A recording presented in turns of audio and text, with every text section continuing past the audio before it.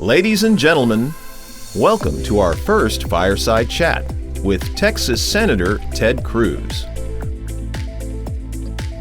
Hosted by Jimmy Song, Bitcoin Core contributor and educator.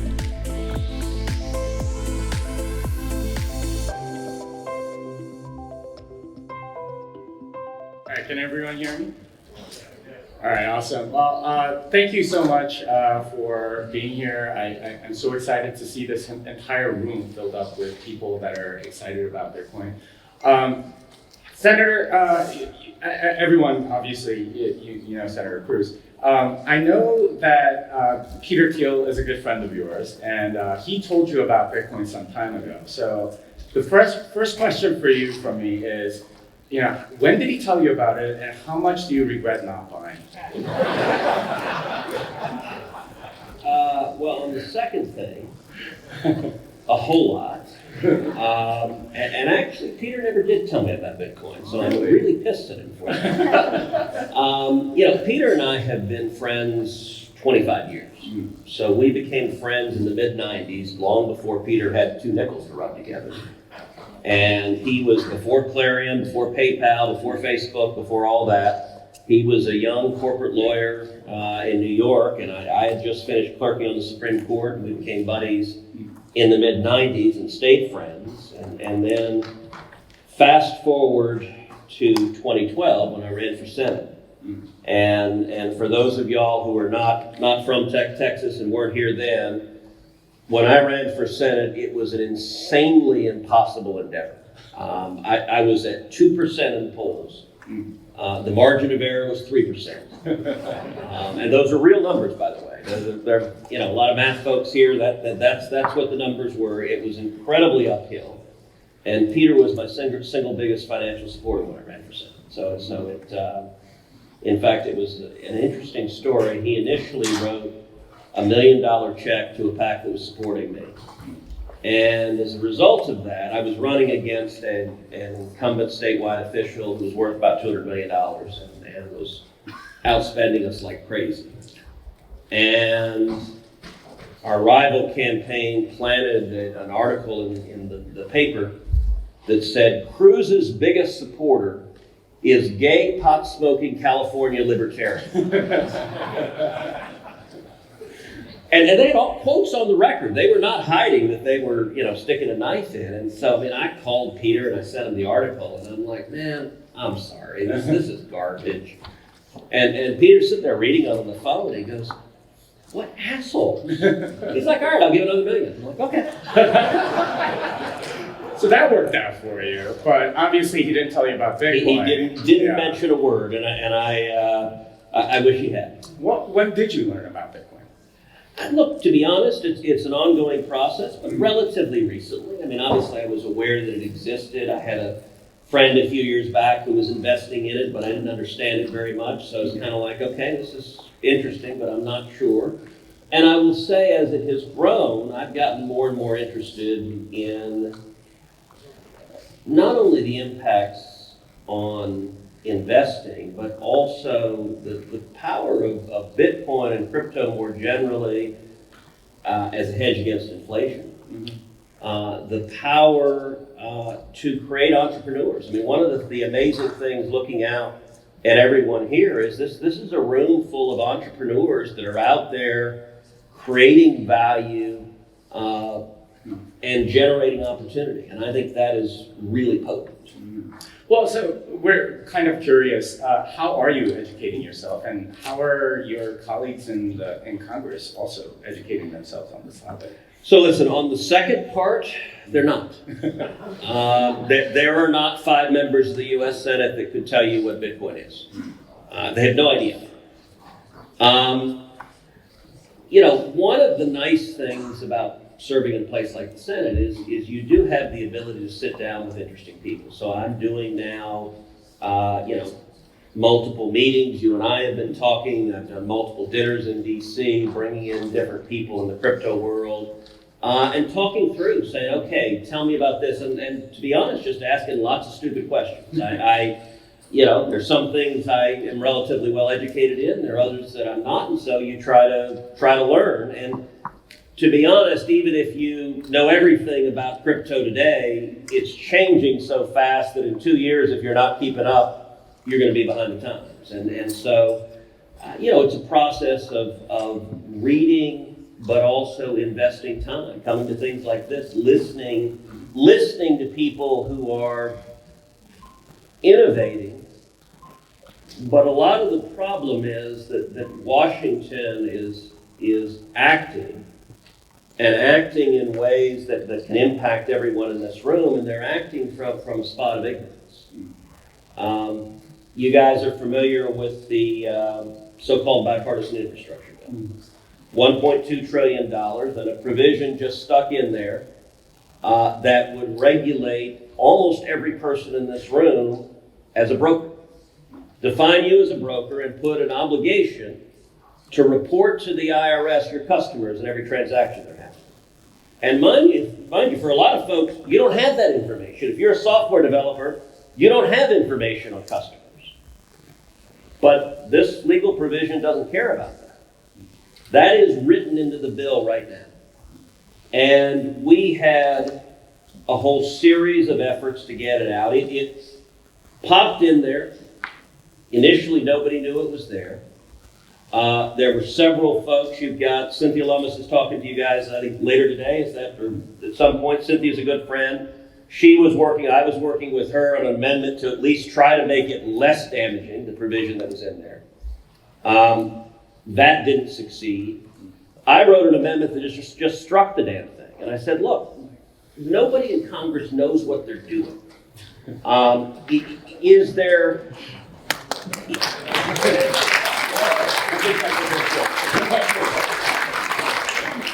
But it's a dangerous thing that didn't stop Congress.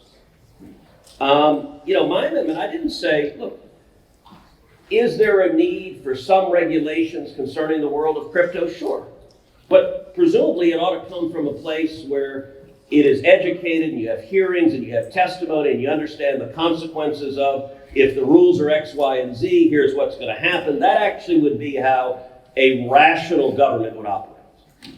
At the end of the day, none of the amendments passed. To be honest, they didn't pass a lot of it on just kind of procedural wrangling that had nothing to do with the merits of the issue. That provision is still in the infrastructure bill. The infrastructure bill passed the Senate, so it is right now at the House. And there is a very real possibility the House will take it up and pass it with no amendments. If the House passes it with no amendments, it'll go to the President will sign it. And that crypto regulation will go into effect in 2023.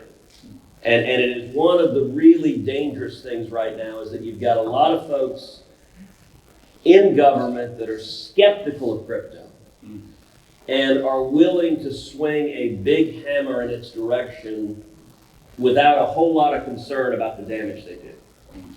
Well, that brings up an interesting point and a great contrast to what's happening here in Texas, because obviously we have a very different regulatory regime. And we like to say here that Texas is Bitcoin country. What do you think is different about Texas that's attracting so many businesses, people in here? Like miners are literally coming from China and building large substations so they can run their miners. What's different about Texas? What is it versus what's happening in DC? Well, look, the question, what's different about Texas, that could consume the whole day. But stated really simply, we love freedom. One of the central characteristics of Texas, you think of this state. This is a state that was founded by a bunch of wildcatters. These were guys who had fourth grade educations, and they were drilling holes in the ground. And one after the other became the richest men on earth. I mean, that is still fundamentally in the ethos of Texas. I remember several years ago, I was meeting with the leadership team of a company that had moved from California to Texas. There are a lot of companies that moved from California to Texas. By the way, this morning, let me say, Tesla, welcome to Texas. We're very glad.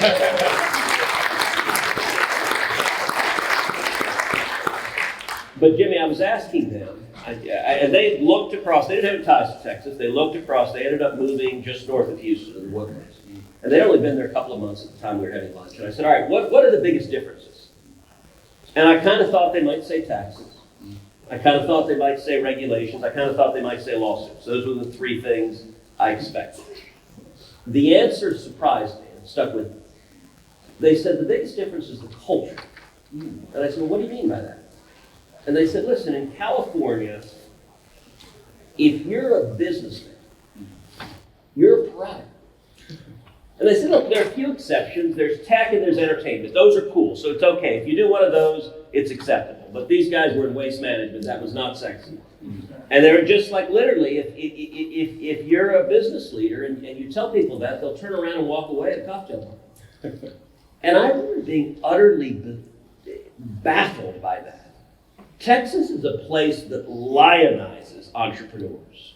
That's the spirit of this place is go and a lot of the folks that are coming to Texas, particularly those that are fleeing blue states, it's interesting. They come here and they buy boots and they buy cowboy hats and they get a pickup truck.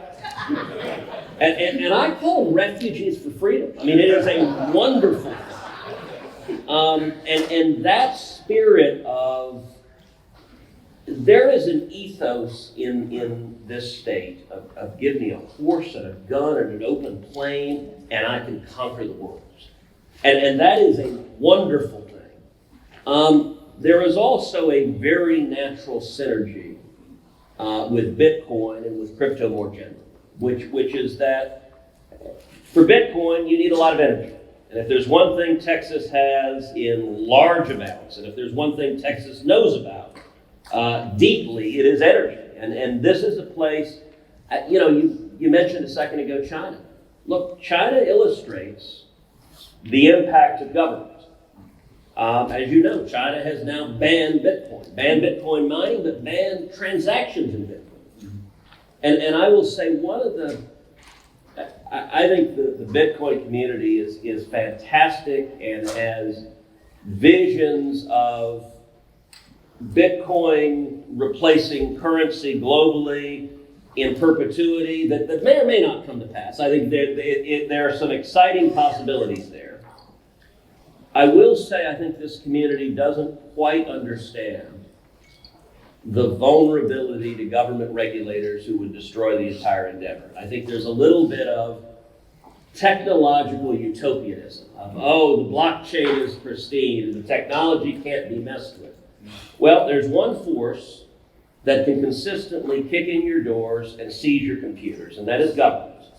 And China is illustrating that. You can have all the technology in the world, but if they will throw you in a concentration camp for transacting in Bitcoin, that's going to be a real problem. And unless everyone here has El Salvadoran passports, you don't want to see the United States screw it up. And so I think Texas is a place I would like to see Texas become the center of the universe for Bitcoin and crypto. I would like it to be utopia. In other words, Texas is Bitcoin country. That's the tagline that we've been going over. You mentioned energy earlier, and obviously we had this very interesting event that happened in February here. Yeah. What do you think of Bitcoin's role in sort of stabilizing the energy structure here in Texas? So I think it's potentially very exciting. Listen, when we had the energy grid go down in Texas, most Texans were angry and embarrassed. I mean, we're the energy capital of the world. We ought to be able to keep our friggin' lights on. And and to be honest, most of us have been making fun of California because they have rolling blackouts every year, and then we're like, oh crap, what happened to the lights? So that was, I think across the state, that was a colossal failure on multiple levels. We saw different aspects of the grid when the freeze came in that went down. We saw one component, the renewable component, the wind turbines, for example, froze. And they hadn't been weatherized for cold weather because out in West Texas in the desert, it's usually not cold.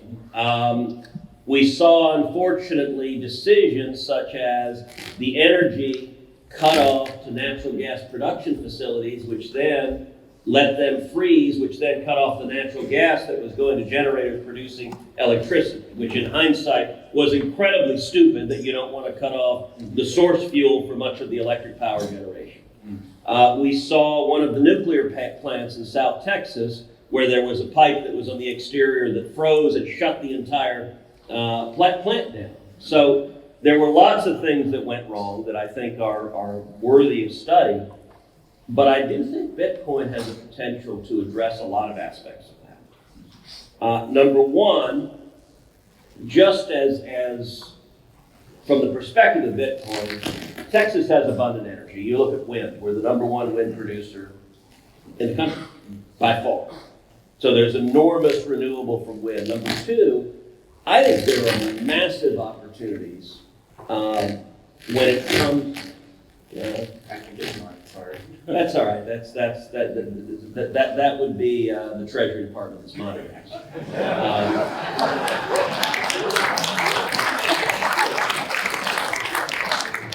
Hello, Janet Yellen. Janet Yellen.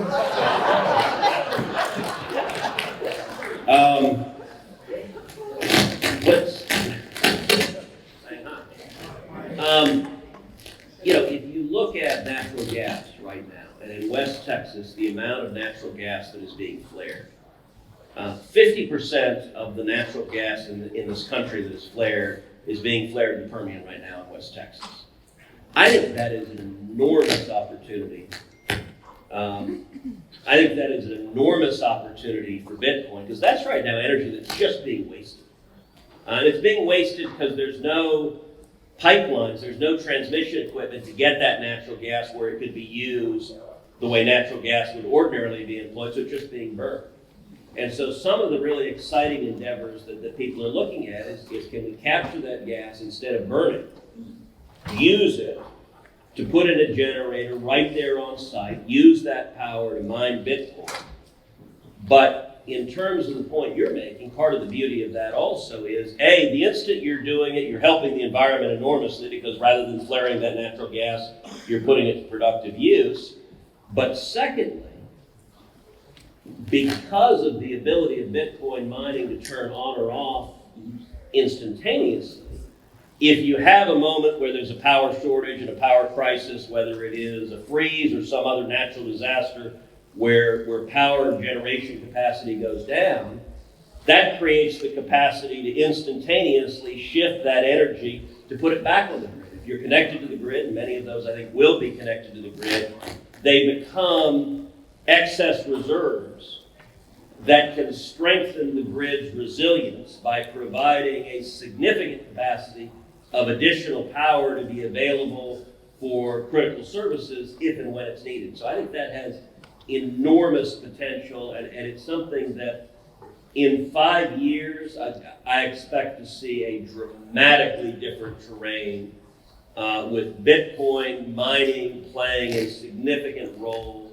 as strengthening and hardening the resiliency of the grid. Mm. Well, and by the way, it's a weird point. A lot of the discussion about Bitcoin views Bitcoin as a consumer of energy. A lot of the criticism directed at it is the consumption of energy. The perspective I'm suggesting is very much the reverse, which is as a way to strengthen our energy infrastructure. And it also has, look, one of the exciting things about crypto also is the ability to unlock stranded renewables. So there are a lot of places on Earth where the sun shines a lot and the wind blows a lot, but there aren't any power lines. And so it's not economically feasible to use that energy. And the beauty of Bitcoin mining is that you can connect to the internet. You can use that energy and derive value from those renewables in a way that would be impossible otherwise. And I think we're going to see in the next 5 to 10 years massive innovations in that regard as well. Great points, obviously. The ESG narrative is very much in how much Bitcoin is consuming, whereas I think what Senator Cruz is saying is it's actually stabilizing the energy grid. and it allows for higher capacity, which allows for a lot more people, or a lot more resilience against natural disasters and things of that nature. But it is something that keeps coming up, and we're seeing a lot of FUD like, hey, you're using as much energy as the country of Denmark, or the e-waste from miners is more than a landfill here or there. It almost seems like they're trying to throw everything at a wall and see what sticks. How do we sort of combat this as a community? Well, I think education is going to continue to play a critically important part. Right now, the entire crypto community uses about a third as much energy as Facebook, Google, and Amazon put together. So yes, there's energy consumption. There are other endeavors that are consuming energy as well. And it's one of the reasons why I think Texas is particularly hospitable. What we're talking about is fundamental and transformational innovation. And it's energy innovation, it's financial innovation. Texas is a place where innovation is in the DNA. And I'll use an example, an energy example, but if you think of Bitcoin as part of the energy world, the example makes more sense. So when I travel the country and I talk to young college kids who are Bernie Sanders supporters, and they are very deeply focused on climate and climate change, and I'll ask them, I'll say, tell me what individual has done the most to reduce carbon emissions in the last 50 years? And inevitably, they have no idea.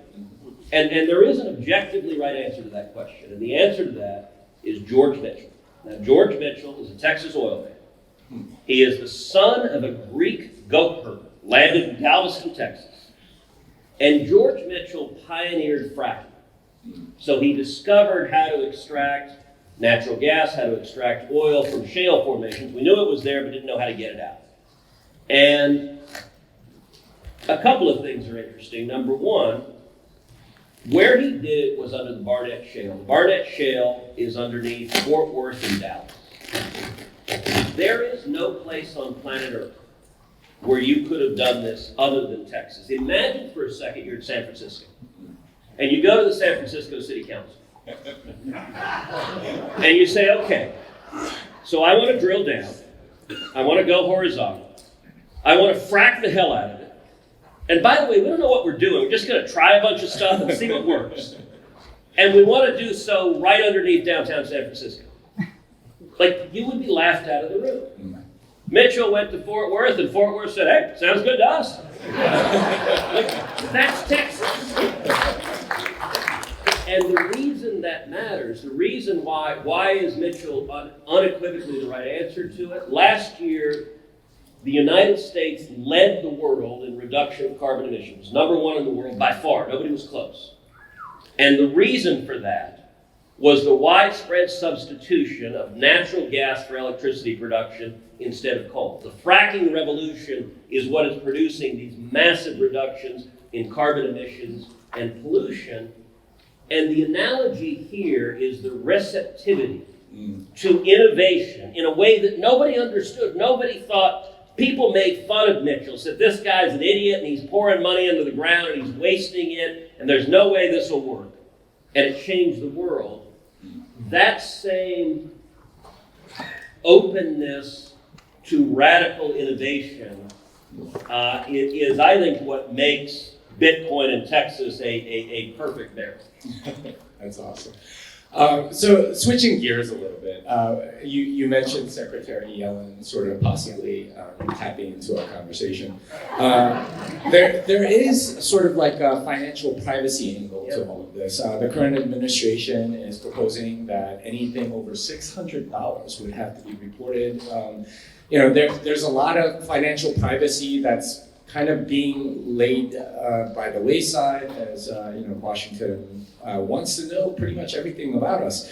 How are you protecting Texans from this incredibly invasive privacy breach? And Do you think Bitcoin has a role in sort of solving some of this? So I do. Look, I think it is incredibly dangerous. The provision you're talking about is so there are two big bills that are right now pending in Congress. There's number one, the $1.2 trillion so-called bipartisan infrastructure bill. That's the provision that regulates most of the crypto world as brokers. Secondly, there is what is commonly referred to as the $3.5 trillion bill, although it's actually more like $5.5 trillion. Those are bogus numbers. That is the Bernie Sanders budget. And within that is a provision that requires financial institutions to report any transaction that is $600 or more to the IRS. So literally, if you're driving a nice car and your car payment is more than $600, every month that gets reported to the IRS. Any transaction you make. I think it is a grotesque violation of privacy. You look at, right now, the $10,000 reporting limit for transactions. That was adopted decades ago. If you just adjusted that $10,000 limit for inflation, it would be $60,000. So it was justified as really large transactions the government will monitor. You can understand a justification for really big transactions. If you're sweeping in every $600 transaction, you are sweeping in a lot of day-to-day transactions that families are doing across the country. And listen, if you look at the political world, one of the fundamental differences between left and right is the political left in Washington is much more comfortable with the coercive use of government power going after you. And we've seen this in blazingly clear technicolor in COVID. We've seen how many on the political left are perfectly comfortable shutting down every business in their state, are perfectly comfortable shutting down every school in their state, are perfectly comfortable mandating that every person must wear a mask, are perfectly comfortable mandating that every person must get vaccinated.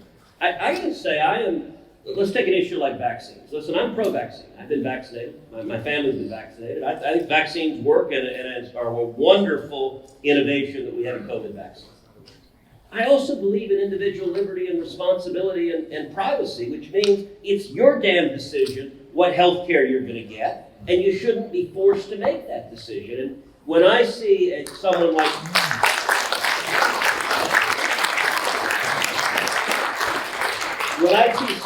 Gavin Newsom issuing an order in California that every school kid must get the COVID vaccine, I think that's a grotesque violation of privacy.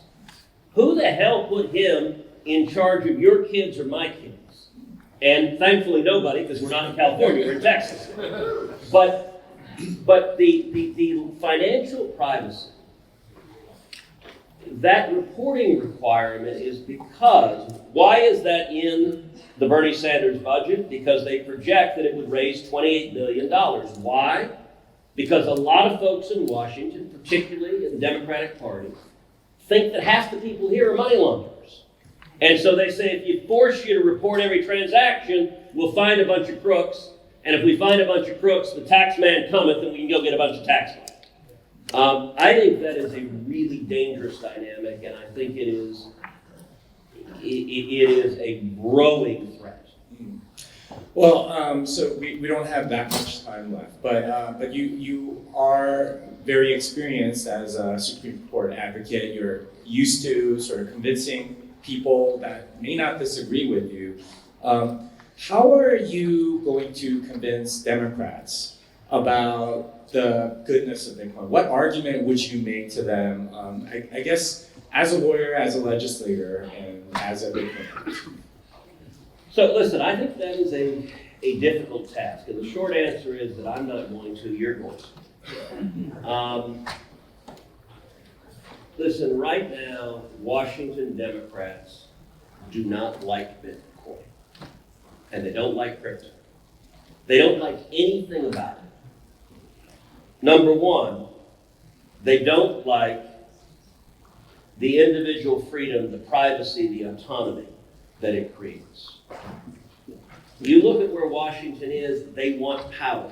Bitcoin is a threat to the power of government. Second, one of the sources of government power is a monopoly on money. And how do you fund the socialist transformation of America? Part of it is you run the printing presses and inflate the hell out of the currency. As more people pull their money into the crypto world as a hedge against inflation, look, if you are a big government spender, you love inflation because it lets you, look, the incentives in Washington, if you can spend trillions of dollars with no limit and just keep printing money, the incentives for a politician are pretty straightforward.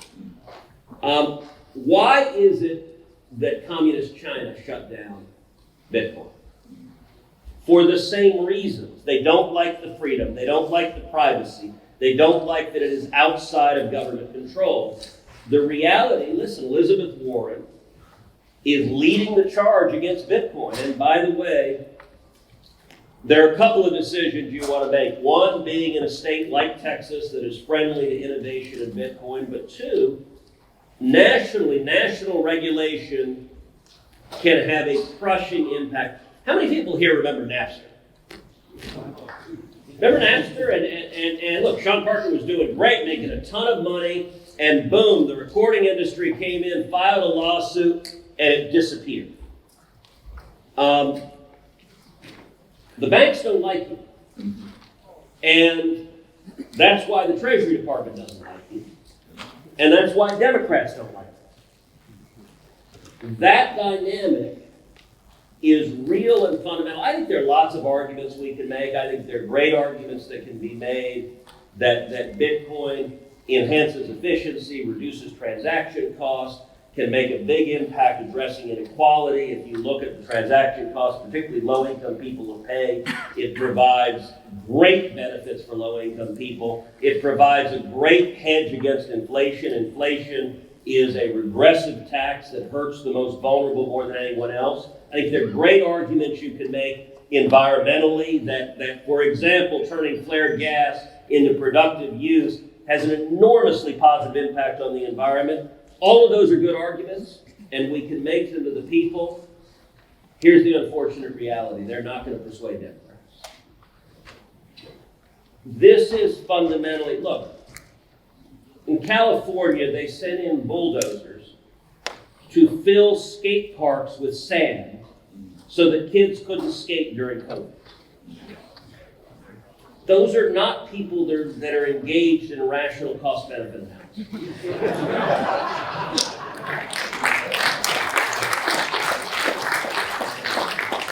So, what is the answer? I think the answer is, number one, educating the public, making the case to the public. One of the encouraging things looking around this room, there are a lot of young people here.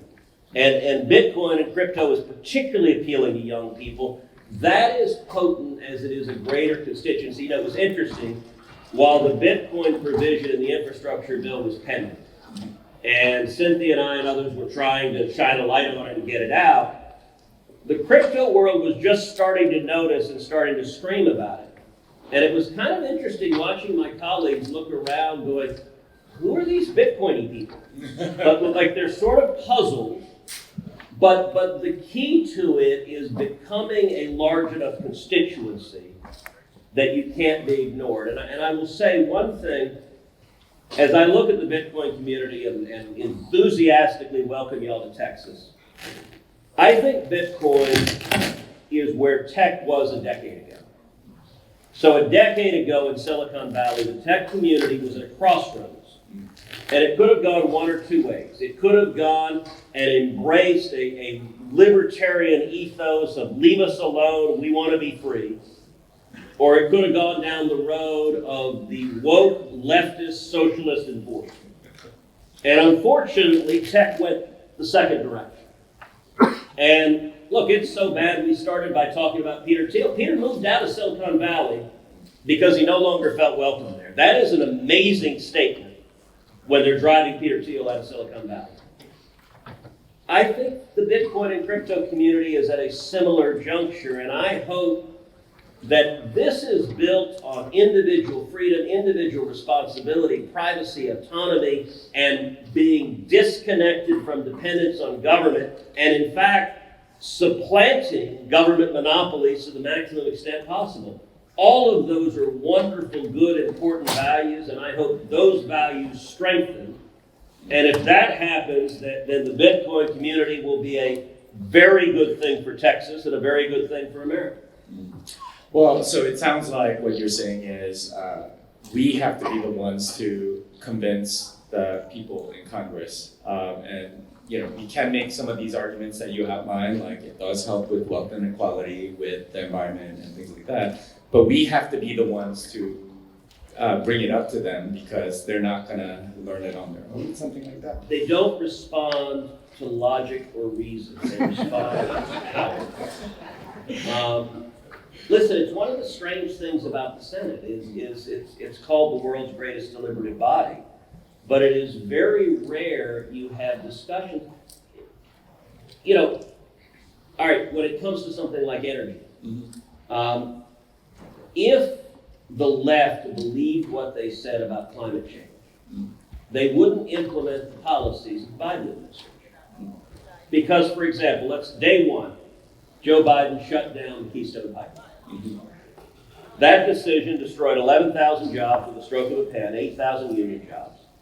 But not only that, it was bad for the environment. Because what is the next step that's going to happen? Well, the Canadians are not going to leave the oil and the tar sands. They're continuing to develop that oil.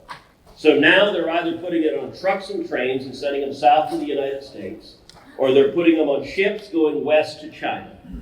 In either instance, it's dirtier, it pollutes more, and there's a much greater risk of a spill than a pipeline, which has the lowest risk of a spill and pollutes the least. So, if you simply took the premises they claim, that there is a climate disaster destroying planet Earth, that was a dumbass decision. And by the way, you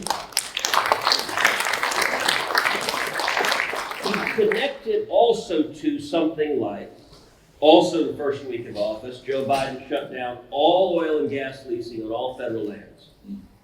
So we're seeing U.S. production dropping dramatically. A few weeks ago, Biden publicly called on OPEC to produce more because suddenly, politically, Democrats got worried that the price of gas is going up. So he's asking Saudi Arabia, he's asking Russia, produce more oil. By the way, they all produce oil much dirtier than we do. They produce more CO2, more pollutants. So they're literally substituting low pollution energy for high pollution energy. If the only thing you cared about was carbon and climate, if that's the only metric you judged that decision on, it was an idiotic decision. When you make these arguments in Washington, and I make these arguments with my Democratic colleagues, they simply look at you and blink, and they don't engage substantively. The only thing that will get their attention is power and money. It is this community getting engaged and lighting them up and holding them to account and energizing and mobilizing people. That they'll respond to.